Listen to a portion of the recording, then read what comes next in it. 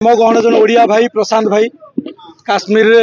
पहलगाम रे आतंकवादी माने हिंदू बोली मारिदेले आम श्रद्धांजलि देलु ता सहित आम प्रत्येक हिंदू युवक भाई भौणी मैंने आज मशाल शोभा यात्रा कले। ए शोभा यात्रा परिप्रेक्षी आम प्रधानमंत्री की जन देवाक चाहूँ 140 कोटी भारतीय भीतर जेतिक हिंदू अच्छा प्रत्येक हिंदू आपण सहित अच्छा जो 27 निरीह जीवन गला आमर भारतीय मानकर तार कड़ा जवाब आपण पाकिस्तान को मागिबा दरकार नहीं। आम पाखे पाकिस्तान तो उन्नत धरण अस्त्र शस्त्र अच्छी जवान माने भी अच्छा आम बुलेट जवाब बम रे दबाकू आम भारतीय माने दाबी करूँ। 27 कोटी पाकिस्तानी की मारिले जाकि 27 जन जो आम शहीद हेले तांको प्रकृत श्रद्धांजलि मिलू आम भाव आम कड़ी निंदा कले हेनी। प्रथम थर पाकिस्तान आज एक कथा करनी विगत दिन मानक केतबेले आम सोल्जर मानकर सैनिक मानकर बेक काटी नहीं केतबेले तांको मरणात्मक आक्रमण करिकी मारिची केतबेले काश्मीर रे पंडित मानक मारुची केतबेले मुर्शिदाबाद रे बांग्लादेश माने पशिकी आम हिंदू मानक माँ भौणी की रेप करने सहित मारुचंती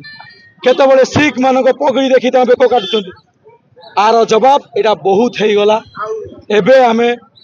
हिंदू समाज प्रधानमंत्री की गुहारी करुचु आपण माने पाकिस्तान उपरे मीटिंग करंतु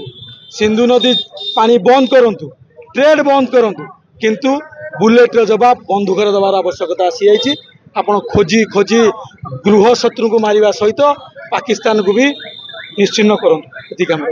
पहलगांव रे हिंदू मानकर धर्म पचारिक निर्मम भाव में हत्या करागला एवं केवल काश्मीर पहलगांव नुह मुर्शिदाबाद हो एवं भारत वर्ष में हिंदू मान जो भाव में आक्रमण करा जो भाव में हिंदू मान हत्या करा तार प्रतिवाद रे आज ए प्रकार शोभा यात्रा आयोजन करा आमे समस्त को जणई दवाई चाहूँ जे एठी हिंदू हिंदू भाई भाई प्रत्येक हिंदू एठी भाई भाई ए प्रकार एक नारा नहीं ए प्रकार एक वार्ता नहीं आज ये शोभा यात्रा करा प्रत्येक हिंदू आज एक होती एवं जणई दवाई चाहती जे हिंदू केवल गीता पढ़ी पारे हिंदू केवल माने भजन कीर्तन कर पारे ता सहित हिंदू मध्य शस्त्र धरी पारे कहीं आमर शिव जदि गोटाए हाथ में डंबरू धरी आउ गोटाए हाथ में त्रिशूल धरी गोटाए हाथ में कृष्ण जदि शंख पद्म धरी आउ गोटाए हाथ में चक्र धरी तो से शस्त्र उठेबार समय आज आसी तो आज आमे समस्ते एक हबार आवश्यकता अच्छी। भारत वर्ष में जो बांग्लादेशी मुसलमान माने आसिकरी आमर अर्थनीति को आमर विभिन्न प्रकार जो समस्या एठी तैयारी करचंती तांको मध्य जवाब देवार समय आछि। तो आज से क्रम रे एठी जाजपुर रे समस्त हिंदू एकाठी होकर ये वार्ता देवा प्रयास करिसंती आमे समस्त एक अछु। आगामी दिन रे हिंदू माने एक अछंती एवं जो बड़ी भाव में जो संतरासवादी माने एवं जो पाकिस्तान ए प्रकार काम करछि ता उपरे आक्रमण करिवार आवश्यकता अछि। दरकार पड़ले सर्जिकल स्ट्राइक करिवार आवश्यकता अछि युद्ध डाकरा देवार आवश्यकता अछि। ये वार्ता मध्य प्रधानमंत्री पर्यंत पहुंचेबा पई आज प्रयास एटा आज भारतवासी और हिंदू मानक पई गोटे बड़ दुखद घटना सारा भारतीय मानक पई आठु बड़ दुर्घटना आ किछि न होई पारे। आज भारतवासी प्रतिज्ञा करचंती ए युद्ध पाकिस्तान सहित शेष युद्ध हबो शेष होगा पाकिस्तान ये युद्ध शेष लड़े हम जे पर्यंत विश्व मानचित्र पाकिस्तान भली गोटे देश कुकुर देश न हटी